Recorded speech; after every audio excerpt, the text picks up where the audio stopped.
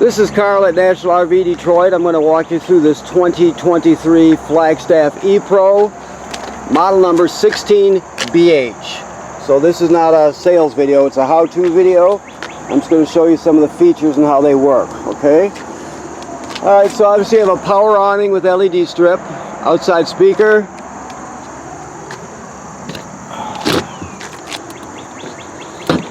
outside refrigerator. Okay. Fold it in and downstairs with adjustable legs. Always adjust this so this piece here is flush or parallel with the threshold. If you don't do that when you try and shut the door, it'll bind up. So make sure you adjust it if need be. Also, you can see this one. On these smaller ones, we see this all the time. The awning arm interferes with the door, or the door interferes with the awning arm when you're opening and closing it. So just make sure you have it at a kind of a 90-degree angle off the wall, so it doesn't interfere with it when you're extending and retracting it. Okay. Now this is just a pre-wire here for a Go Power portable solar panel that would be used just to charge the battery. So that's what this port is. It's just a pre-wire. If you're interested, you can get the kit from Go Power, and it looks like a little, I think it looks like a little briefcase sorta, and you fold it up. So this does have a regular solar panel on it though, so you do have solar. Also, you're getting a hitch with this. This is a Husky centerline weight distribution hitch with built-in sway control. We'll show you how that operates when you pick up. Alrighty. Yes. Deep cycle marine battery. You do have a kill switch for this battery, which is right there. If you can see that knob there, it's kind of hard to see, but it's there. You can turn the battery off if you want to disconnect it from the system. You have 2 LP tanks with automatic changeover regulator.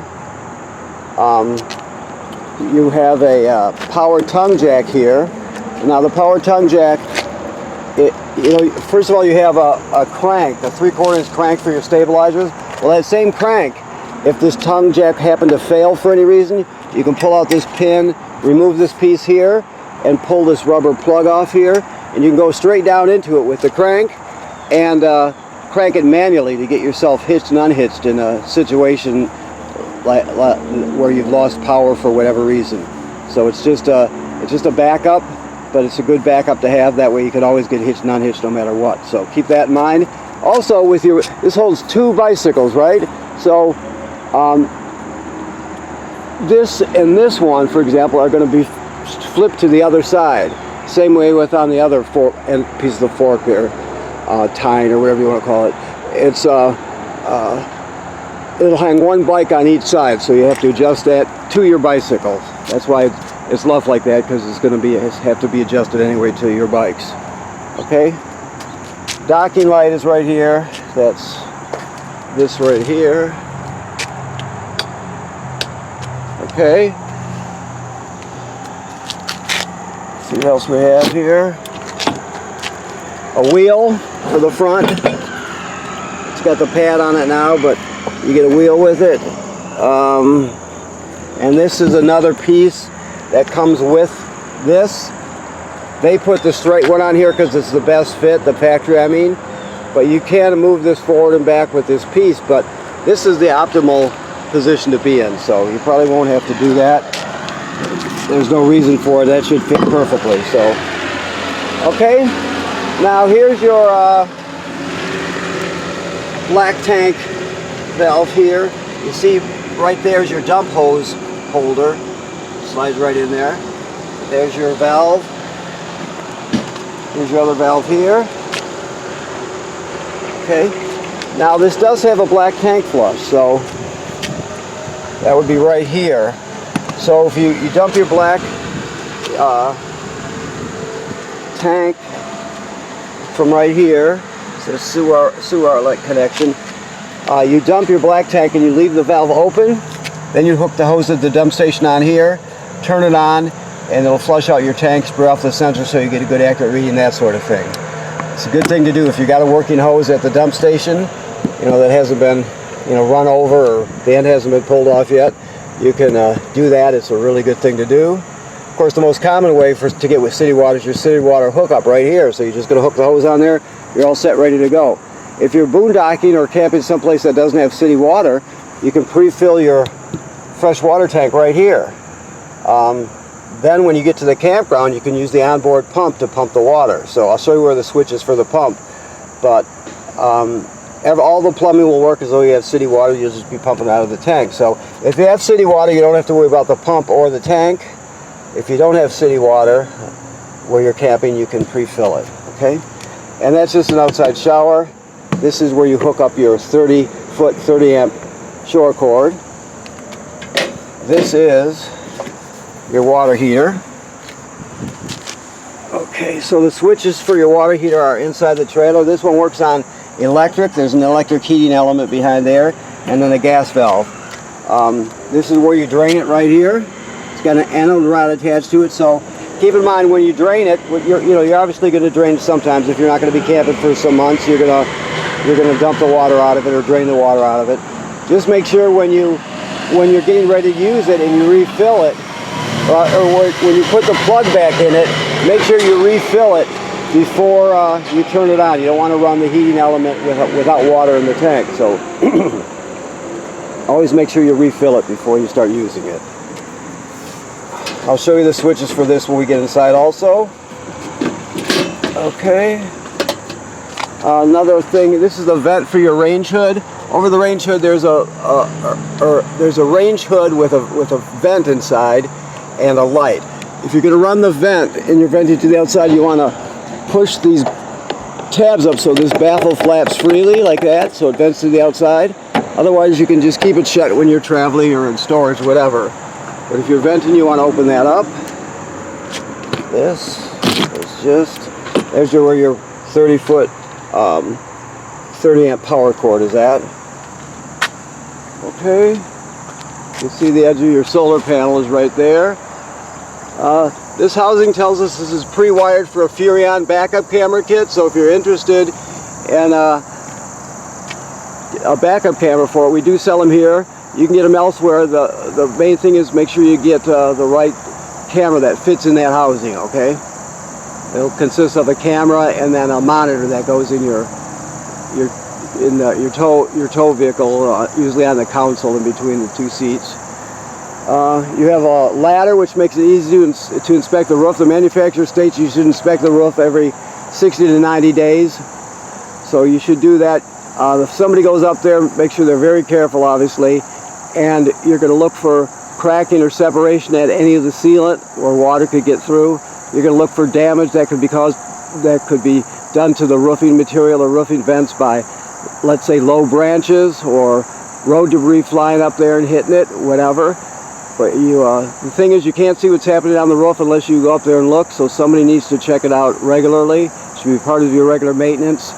Generally speaking, people don't check their roof enough, so stay ahead of any problem by checking it regularly, okay?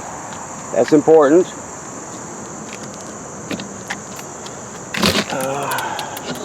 That's just storage.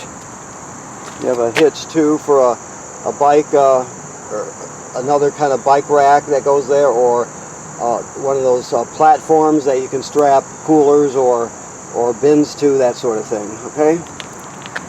All right, so let's go inside.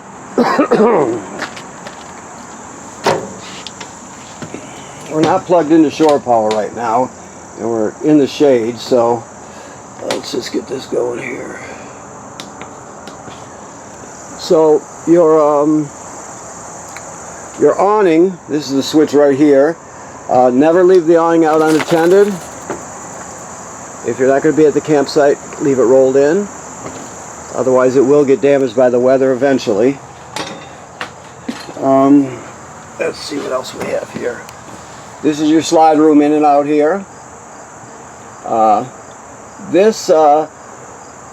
This has something called a Wi-Fi Ranger, which is a device that goes up on the roof, and it's got an antenna on it, and basically it boosts, and a router built into it. It boosts your public Wi-Fi signal, so your family has really good Wi-Fi. So you're going to turn it on, right, let me get the right switch here. Right here where it says Wi-Fi booster, you turn that on, right? Then you look at this sticker right here. This is important because it'll tell you the name of the Wi-Fi Ranger. In this case it's Tenton 9574, it looks like. So with all your family's devices, all your phones and tablets, you'd all go to the Wi-Fi section, find Tenton 9574. You know that's your Wi-Fi Ranger, so you'd put in a password for it so it'll log on automatically when it's looking for Wi-Fi. And then who's ever going to be in charge of it will go use their browser, and they'll go to this address here, the bottom line here, it says control panel. You go to that address and it asks you for a password, and you got a temporary password. Change me now 9574 is temp password. You put that in there and you'll be able to see everything the Wi-Fi Ranger sees, right? So if you're at a campground and you have a Wi-Fi or a password protected public Wi-Fi or campground Wi-Fi, you would find that, put in the password the campground gave you, and log on to the public Wi-Fi. So all the devices will attach to the Wi-Fi Ranger automatically, and then you have to attach the Wi-Fi Ranger to whatever you want to use. It'll list a page or more of potential Wi-Fi hookups. So keep that in mind. So that's a really good feature if your family is like all families these days, uses a ton of Wi-Fi. So also keep in mind there is another function. You could scan this code, but it has to do with cellular service and a monthly fee and all that sort of thing. Most people don't use that. They use the free public Wi-Fi booster. Okay, so that's the Wi-Fi Ranger, and it's turned on right here. Okay, so this Connect is just for an app. Your water heater to turn it on gas is right there. Electric is right there.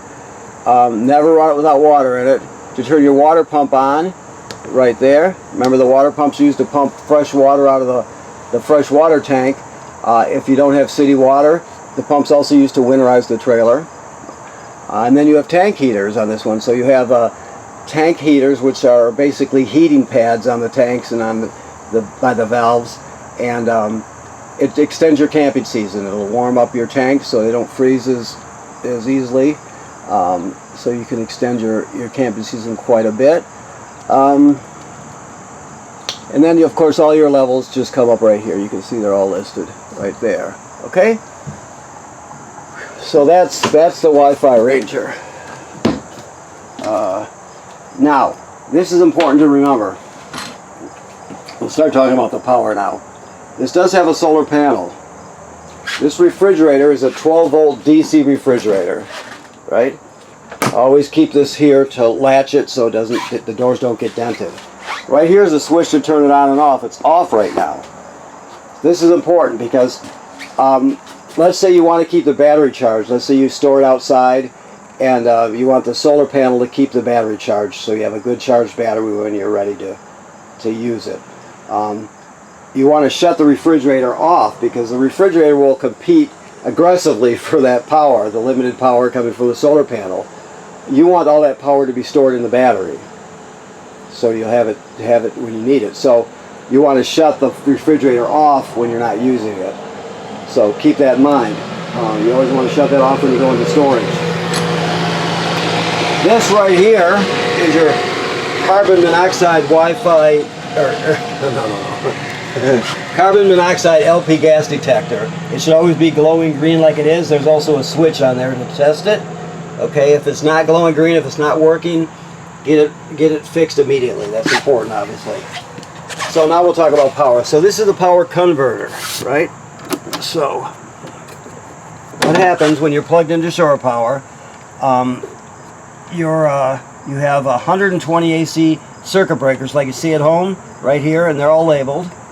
So that's AC power. Then it's converted to 12-volt DC over here. So you got 12-volt fuses and a breaker, a resettable breaker it looks like, and those are all labeled too. So it converts. This is a distribution panel for your AC current, and then it also sends current over to the DC side, and it converts the AC to DC, so you have 12 volt DC coming out of this side, and that powers all the DC stuff in your trailer. This is also connected to the battery, or batteries, depending on how many you put on here. It has room for 2. I don't know what you ordered, I don't know what's up there, but you have room for 2, and so that's the best way to do it, because you have a whole battery for storage, for inverting power. We'll talk about that in a minute, but if you do use the 2 batteries and you're installing them yourself, you want to install them so they continue to output 12 volt DC. You're just doubling the storage capacity. You can wire them a different way where it would put out 24 volts, which you don't want to do, obviously. On this one, I'm sure if you look at the inside of the lid of the battery box, it'll have the proper drawing showing you the proper way to hook them up. So it should be there. I'm not telling you 100%, but it's all, to my knowledge, it's always there. So okay, so this will sense how much energy your battery needs, and as long as you're plugged into shore power, it'll charge your battery for you. So when you're pulling down the road, your tow vehicle's alternator charges the battery. When you're plugged into shore power, this power converter charges your battery, and the solar panel charges it as it can, depending on the conditions outside, time of day, weather, all that sort of thing, okay? Alrighty. A lot of talking to say that. I could have done it with much fewer words. I apologize. Now, so that's the converter. That's going AC to DC power. If you look over here, I'm going to shut this off because it shouldn't be on when you're not using it. But this is the switch for the power inverter, right? So this inverts power. Inversion is starting with 12 volt DC and inverting it to 120 AC. So you're going the opposite of this one here. The idea is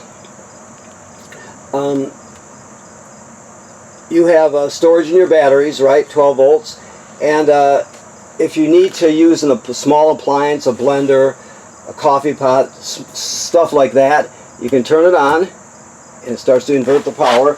It sends the power to the receptacles. So let's find a receptacle here. I went a second ago. Where did I see it? Oh, right here in front of me. Okay, so that will have. Right now, we're not plugged into AC or we're not plugged into shore power right now. You saw the cord in the compartment. So right now, this is taking 12 volt DC and inverting it to 120 AC and sending it to these receptacles. So you could run a blender, a coffee pot, a small appliance like that if you don't have AC power. So if you're out in the middle of nowhere, you still can get some AC power if you need it.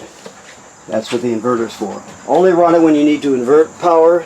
You hold the button for a few seconds to shut it off. There it goes. Okay, so that's the inverter. Next thing is the solar panel. Okay, so the only button you're going to use for this right now is B. So B is going to tell you everything you need to know. You can learn more about this. There's an app for it also, but read the information and learn what the rest of this is for. But right now we're just going to go over the basic stuff, and we'll get to where we want to be here. Okay, 12.6 volts DC is in the system right now. So that's DC current, so this doesn't have anything to do with AC, just DC. So 12.6 volts DC in the system, which is good. We're running off the battery right now. Actually, it'll be more like 13.5 when it's been plugged in. So I push the button again, and right now, because we're in the shade, we're getting 1.1 amps from the sun going to the solar panel, going to the battery. So now it's 1.2. So we're storing 1.1, 1.2 amps in the battery right now. It'll go way up depending on the position of the sun and the climate and all that sort of thing. But it can go 7, 7, 8, whatever. But right now we're just getting 1.1. So that's what it's telling you then. Let me go around again. So 12.6, 1.1, 81% full, because we've been running off battery and we're in the shade. So we got 81% in the battery. Push it again. Kilowatt hours. And back to 12.6. So you get 4 different screens by pushing these buttons. Now, if you come here and it's just flashing, it says FUL and it's just flashing. That's telling you it's not broke. It's telling you that the system is full. There's no more room for storage in the battery up front. So it shut the panel off, and it's just telling you that there's no room for storage. As soon as you use some of the 12 volts from the battery and there becomes room in there to store more amps, it'll go right back to the normal screen. So keep that in mind also. Alright, so that's the solar controller. Your thermostat is very simple. You just hit the mode bar and poke it through the modes: furnace, air conditioning, and of course fan, which is just the air conditioner running without the compressor. So it gives you 3 options. If it gives you an option for fan speed, always choose auto. That's the best way to go. Okay, so these are also GFI protected outlets. I mentioned they're inverted, but all these are wired through a GFCI. All the plugs in the trailer, including the one on the outside. So this would be the GFCI. So if you're using something outside that pops, you're going to reset it here, right? But they're all protected by that.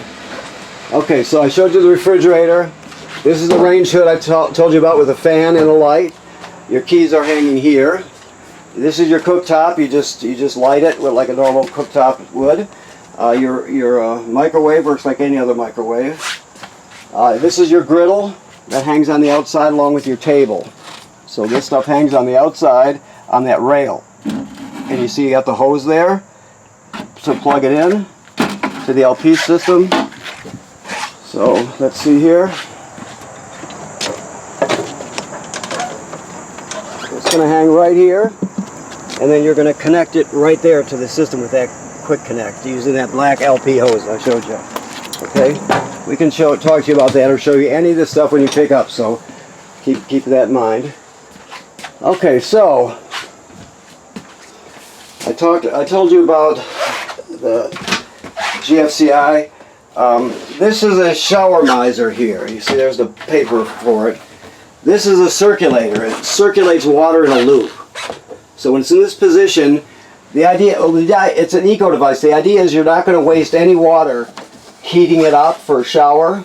So you're not going to waste any perfectly good water while you're heating it up, and you're not going to waste any storage in your gray tank when you're heating up when perfectly good water is going into storage. So what happens is it goes around in a loop. It'll go from here to your water heater to your water pump to here. It just keeps going in a loop while the water's heating up. So you turn on the hot water, and it's just going to not do anything. You'll hear it, but it'll just loop around until you see this plastic here will change color. It'll be like a beige color. When you see that happen, you know the water's heated up. Then you're going to go like this and take a regular shower. Like I said, the idea is you don't, in areas with drought conditions, you're not allowed to waste water. So you don't waste any water while you're heating it up. And you don't waste storage space either in your gray tank by sending perfectly good water down there. So that's the shower miser. All these appliances and components have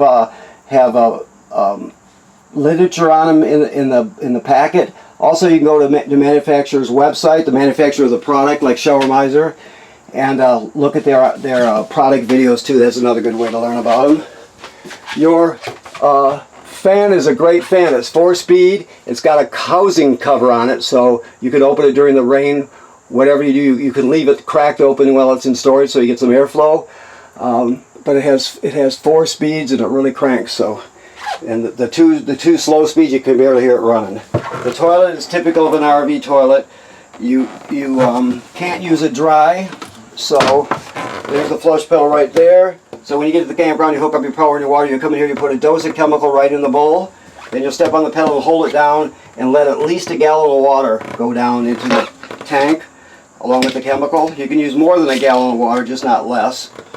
And then it's ready to be used. If you don't do that, if you use it dry, it'll be a real mess. It'll smell terrible. It'll get clogged up and just be a problem. So you always want a dose of chemical and at least a gallon of water.